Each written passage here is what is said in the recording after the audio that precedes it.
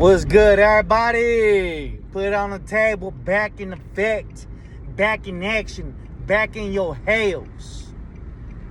So look, man, check it out. Today I got a story about when I lived in Indio, California, 760 area code. I was about, maybe like 16. I had just got kicked out of school in Arizona. I got expelled. My mom wanted me to go stay at my uncle's house because he was into church. He had his own church. He was the pastor, and he had his own business and doing AC units, and very successful guy, turned his whole life around. He used to gangbang when he was young. My uncle did.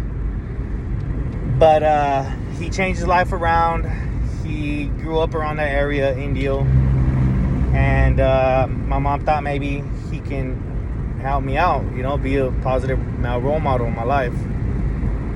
So my mom moves me out there not knowing and understanding that you're putting a young Norteno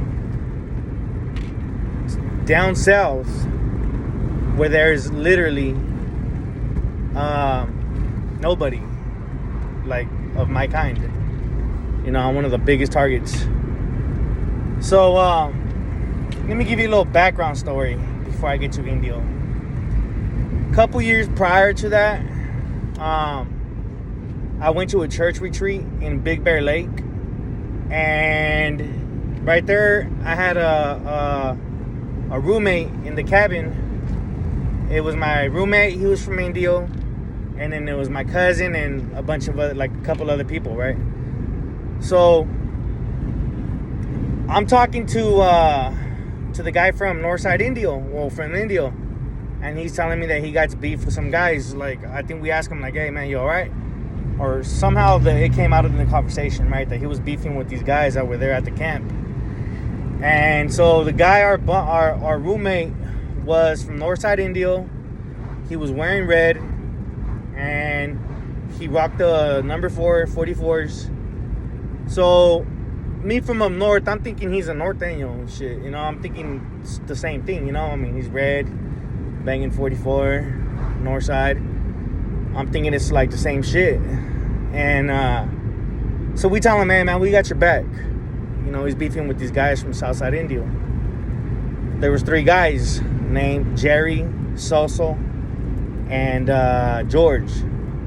Bald-headed, light-skinned, sureños from down south. Jerry had a short fade. They would call him Cherry because his face would get red. And so anyway, we end up going to the restroom, and we see those guys in there, all 3 of them. The guy with us from Northside Indio had some words with them, and they probably seen that now they were outnumbered, or now they had an even match. It was 3-3. It was me and my cousin and the guy from Northside Indio. And it was all 3 of them. So for whatever reason, they squashed the beef right there or whatever. Nothing happened. We shook hands. I introduced myself and threw in my set, just like we do in the hood. Anybody who's from the hood knows that's how it goes. Youngster days, gotta love them. And so I told them my name. I threw in my set. They did the same thing. And so that was the end of that. And for the rest of the trip, they knew me that I was a Norteno from up north. Right? Rocking my red flannels and everything. Well, now let's forward a couple years ahead. Now I'm moving to Indio. I am now going to go to a school called Riverside Charter School. I started looking around, look at the taggings, see that it's hood. You know, I identified with a lot of that stuff.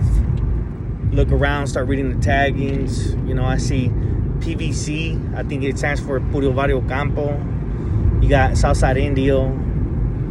You got Coachella. I think 53rd Street, 54th Street. You know, you got some of those gangs. You know, I think it's 50-something street. There's 2 streets that were pretty well known around there from Coachella. And I seen the taggings around there. And so, you know, the charter school that I went through was a kindergarten through high school. And it was in the hood. You know, we didn't even have a football field or anything. We had just a junkie park across the street where all the junkies would hang out, all the drug addicts would hang out, and that's where we would do football and volleyball and all the sports for the school. The practices would be there. So there I am signing up for school. Everybody's there signing up. It's sign up day, and I see them, Jerry and Soso and George. And so they see me, their homies are there, word gets around, and it wasn't no what's up. They didn't come and tell me what's up or greet me or nothing. It was like, okay, we got your number. Now you're here, Buster. We gonna make it hard for you, type of shit. Right? So my prima is walking down the hallway, and they start telling her, hey, norteña, and she's walking by. My prima doesn't bang nothing. She's never been into that. She's a very good person, you know, and she tells me what they said. So I'm like, all right, you guys want to fuck with my family? All right, I know what time it is. So the days go on, weeks pass by. I'm going to school. It's uniforms. We're wearing these burgundy uniforms, like burgundy shirts with khaki shorts. The guys wear shorts, the girls wear pants, khakis.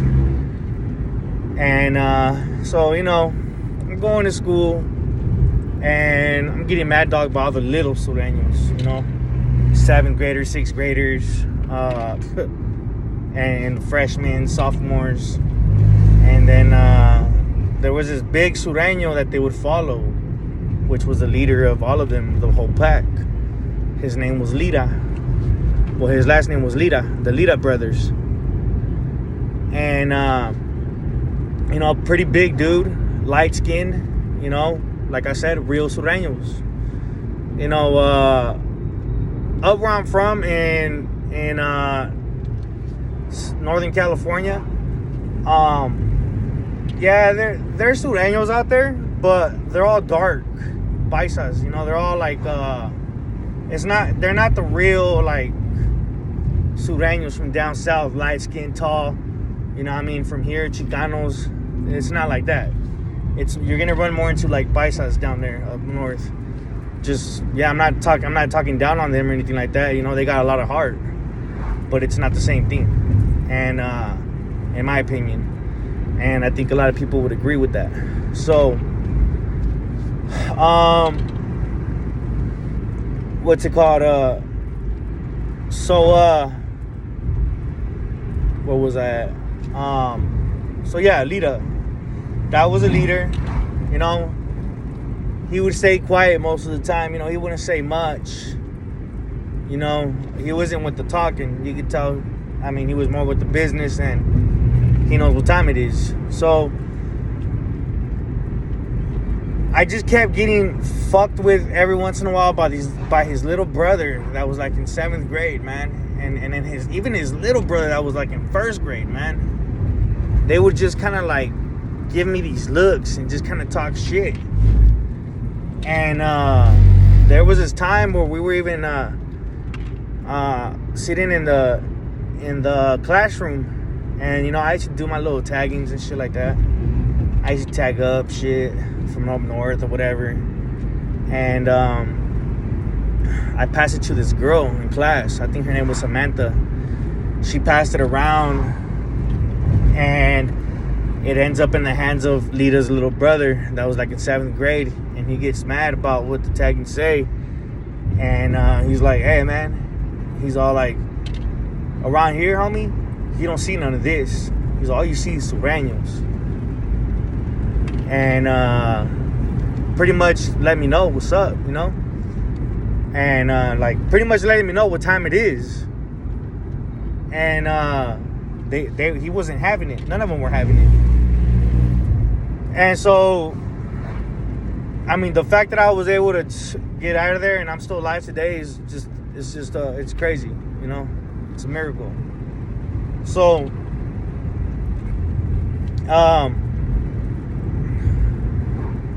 I joined the football team, and we would do football practice across the street from the school at the park. And just picture a park with a volleyball court and a big area with the grass, with these little sidewalks where you see a bunch of junkies and homeless people walking. You see a homeless guy. I remember I used to see this homeless guy in his short shorts just riding his bike, all sucked up, long hair, just smoked out the game. And man, there was even times where we seen people who used to go to that school years prior that were just all acid out or all PCP'd out, and they just weren't there no more. And people would say like, yeah, we knew that guy. So anyway, that's what we would do our football practice. We would cross the street, do the stretch outs, and then you know, we're stretching out, start running laps, start practicing football. We got our gear on. My jersey was a 44, so that probably pissed off those Sureños even more that I had a 44. And then on top of that, I was still rocking my red rag. I used to put my red rag like Rambo across my head, and I put my helmet on, and you know, I even went to the point where my Nikes, I would color my Nikes red, the check marks red, and then I would color the lines on the bottom of the liner. I would color it red. So if you think I was trying to hide what I was, being 16 years old, you're wrong. You know, you could say I felt invincible, you could say I felt proud of what I was, whatever it is. You know, I believe a lot of us has felt like that at that age, at a young age, and that's why there's a lot of things that happen, but it's all the youngsters doing it because they're the ones that just got that heart. You know, they just got that mentality, or whatever it is, whatever you want to call it, man. That's what I had. And I used to be really proud about being able to get out of my comfort zone, which was back home. You know, back home you don't face real enemies like that all the time, so they're more in a comfort zone, as to when you're way out down south past enemy lines. It's a whole different story. You know, you're at war, you got to represent 10 times harder. Like this one dude once told me, you got to represent 10 times harder. Like, you're going, like, if there's a description that I would describe, I was that one person that would just walk through the whole crowd, through a whole gang, with nobody by my side, because I was just local like that. I was just about it. And so, I mean, that's probably why I've had guns pulled on me many times. And just the fact that I'm still here today is just crazy. So look, I'm going to football practice, and I'm wearing my red rag. I'm wearing the 44, even though my number was 14. Just as long as I had the 4, I was good with that. And so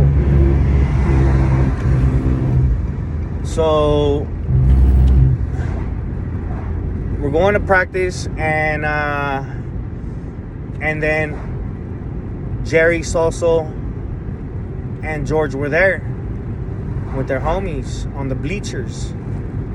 And one day they're waiting for me there, and as I'm walking up to the park for practice after school, they call my name, and they're, hey, come over here, dog. So I start walking down that way. You know, I'm not no punk. Yeah, I might have been nervous. Maybe. I don't remember. But all I know is I was walking down that way. And as I'm walking there, you know, I get closer and closer. And then the wide receiver on my team starts running towards me and gets right next to me and tells me, hey, come on, man. Fuck, like, forget that, bro. Come on, let's go stretch out. And that's all it took for me. And I turned around, you know, because, you know, he was right. You know, it just, these dudes were trying to get me. And it wasn't going to be a fair fight. So he comes, gets me. I turn around with him. We start walking back. And he's like, dude, they got screwdrivers and all kinds of shit on them. They're going to try to shank you. And then so I was like, man, whatever. You know, I was still kind of like, fuck, man, you're lucky this fool just came and got me. Because I had, like, I really like that wide receiver guy, man. Like, he was a cool-ass guy, good role model. And he was wide receiver, man. He had speed. He had hands, man. He was just an incredible athlete. And just the fact that he came and tried to come look out for me, you know, I couldn't ignore that. You know, so I turned around, walked back with them, and continued to do my stretch outs. And, you know, I was quite a good-looking young man. So I had girls coming to see me every once in a while doing football practice that would come see me, you know, and so they probably didn't like that either. So look, days go on, weeks pass by. I'm not on the football team. I'm walking down the hallway, and the quarterback, I think his name was Neto. He's walking down the hallway with this girl, and then he sees me and he tries to make me flinch. And he goes like that. I don't move. I didn't flinch. I look at him and I do the same thing. Like that. I made him flinch. So he got embarrassed in front of the girl, and he was like, all right, well, if you want to see me after school, let's go put on the gloves. We'll go right here at my house, right across the street. I was like, all right, cool. Let's go. And so we got to his house after school. There was a big baller Sureño. Well, I wouldn't call him Sureño, but he was definitely associated with them. You know, he's from down south. I would say he was more of a hustler. You know, a big hustler dude. You know, maybe about 19, 20 years old. You know, I'm 16, but big dude. You know,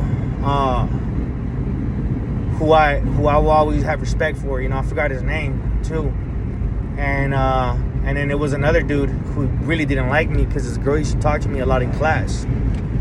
And everywhere I would go, I would carry that red bandana with me, whether I had it folded up or whether I was wearing it on my head.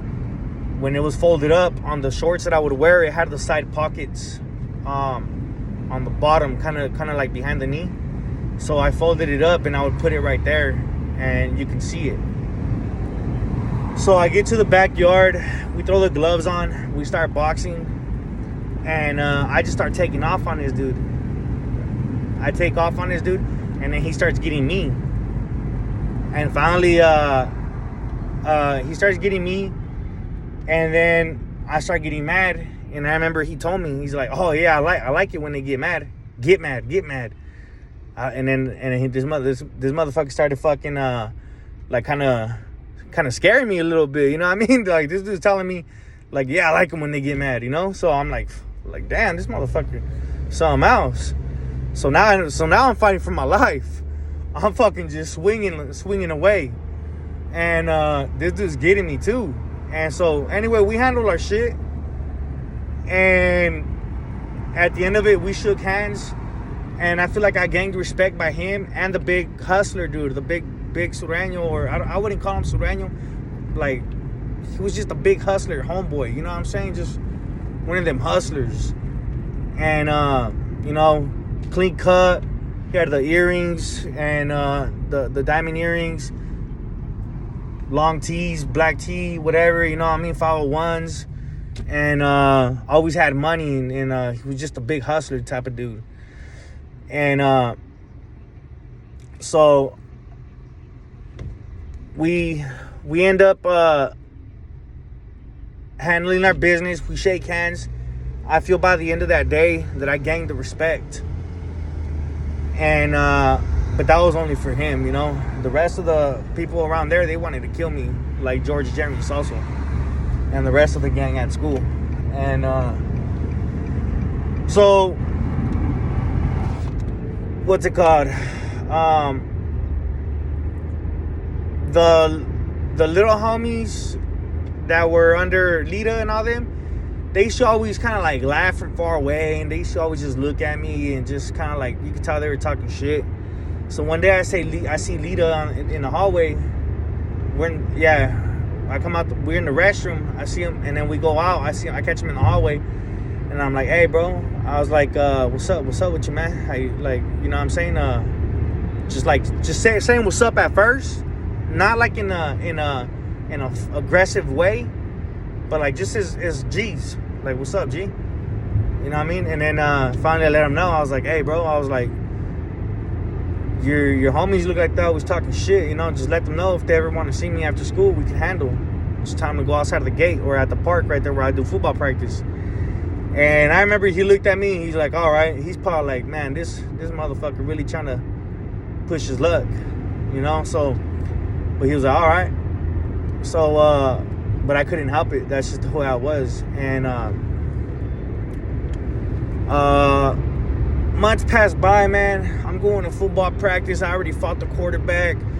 The dudes already tried to go to the park and wait there with Shanks and everything for me. You know, they showed up on other occasions. People around school would tell me, "Hey, bro, don't wear that red. Don't wear that red." And it was just getting annoying, you know, because the more that they didn't want me to, the more I was gonna wear it. But it got to the point where I would have dreams about these dudes, man. I would have dreams that they were just following me in lowriders, and that they were trying to kill me, and that I was just running through the Indio. And I was staying in Thousand Palms. And so that happened, and you know, I stayed there for about 7 months, and then finally, man, it just started getting out of control, man. Like, these dudes were just really trying to fuck with me tough, you know. And by the end of it, they started fucking with my prima, my little cousin. And I had to tell myself, man, I was like, you know what? I'm not, for my fault, like, I'm not about to let them start getting fucked with like that, you know. I'm just gonna leave. Fuck this. It's not worth it. I'm not gonna risk my family getting hurt because of me when they're just a bunch of Christians and they don't have no idea like what's going on, you know, especially my uncle. So I'm gonna leave. I'm gonna move back to Arizona. I'm gonna move back to Arizona where my mom was staying at the time, and so I tell my uncle, you know what, Theo,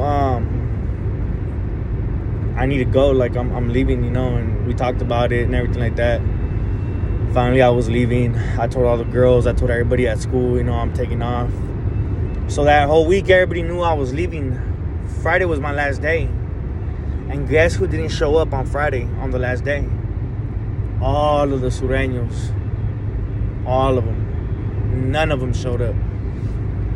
So I'm looking around like, man, what the fuck? You know, like, just kind of had this weird feeling in my gut. I just had this weird feeling. And I was like, something seems funny, man. Like, I don't know. So at the end of the day, I'm walking to my uncle's truck. And I walk out the gate. I look to my left. All the way down the street is a Cutlass, like 2 Cutlass lowriders. And there's about maybe 7 or 10 light-skinned Sureños. Just everybody outside of the Cutlass is just all G'd up. I see the big dude in front of all of them named Lita, the last name Lita, and this dude's pointing at me, probably saying that's the guy right there. I get in my uncle's truck, hoping he's gonna take off. But like I said, my uncle ran a church. So one of the guys that went to church, that went to my school, seen my uncle, and he walks up to the window and said, "Hey, ¿qué pasó, hermano? How you doing? We still going to church on Sunday?" And my uncle was like, yeah, hey, ¿cómo está, Antonio? Yeah, I'm gonna pick you up. We're gonna go to Denny's, and we're gonna go do this. And the whole time in my mind, I'm like, fuck, let's go, man. Quit fucking talking. And so I look at Antonio, and I just under my breath, I'm like, get the fuck out of here, bro. Like, go. And my uncle seen that, and he's like, all right, Antonio, well, hey, man, we'll see you later, huh? He takes off. My prima sitting in the back and everything. As we're about to pull off, the sureños start pulling up in the front of the truck to where my uncle had to go drive around them because they parked literally right in front of the truck. The first Cutlass parks in front of the truck. He goes around them. And he's going around them.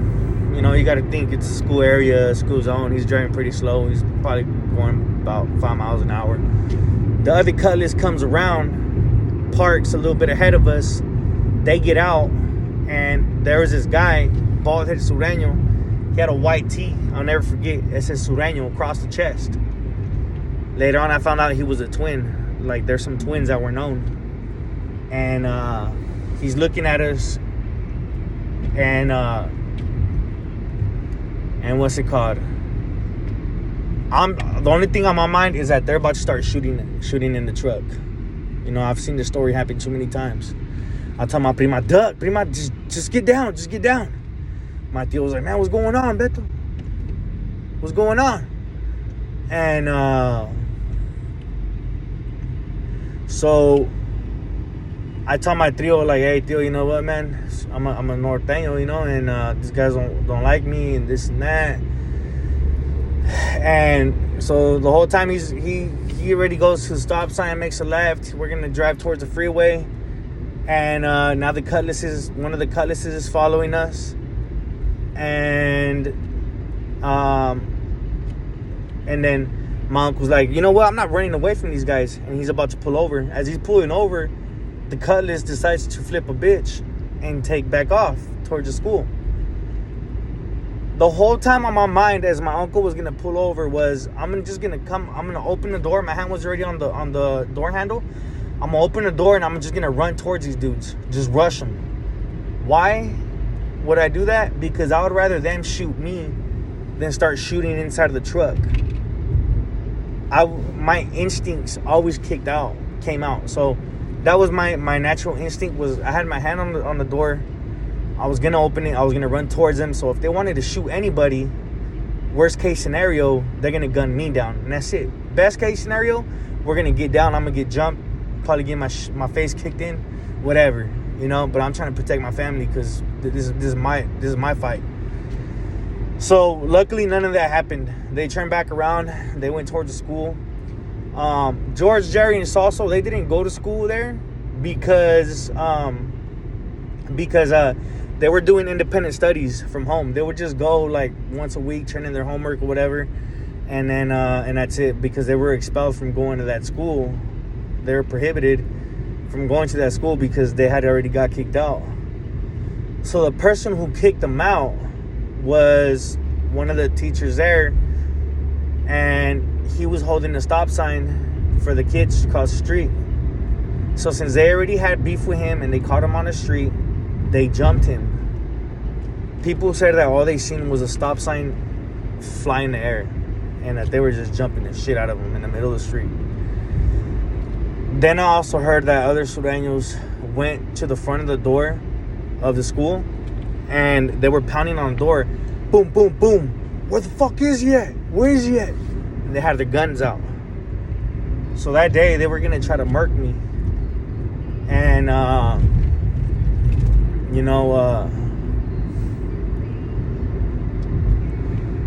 My uncle kept telling me, hey, just go back to the school and just talk it out with them, just see if you guys can maybe shake hands and just squash the beef. But it doesn't work like that. It didn't work like that. That was way back in, 2008, I would say. About 2007, 2008. And it didn't work like that back then. So, and then Little Tweety, I heard about Little Tweety when I was in class. I would bump Cisco PBC out of Lemoore, California. And one time this girl asked me, hey, who is that? Is that Little Tweety? And I was like, no. I was like, here, you want to listen to him? And she said, oh, that sounds just like Little Tweety. And I was like, who's Little Tweety? So then I looked up Little Tweety, and that's how I know who Little Tweety is. Because I guess apparently he sounds like Cisco from PBC. And so anyway, man, yeah, Indio, the Sureños out there, they're not to be played with. They handle their shit like G's, even though they were after my ass, man. I gotta hand it to them, man. They're about theirs. They're G's, and I got nothing but respect for them. And it was fun. It was good memories, and I'm lucky that I'm still alive today. I'm lucky I survived all that time there. So anyway, hopefully you guys like that one. Put it on the table. And yeah, there's a lot of details, I haven't really threw in there. This is all kind of just fast. As you can see, it's already been a while that I've been recording, so I just kind of try to throw the things that I can in there, and of course there's always details. So if anybody got any questions or whatever, just go ahead and leave me a comment. Put it on the table, man. I'm out.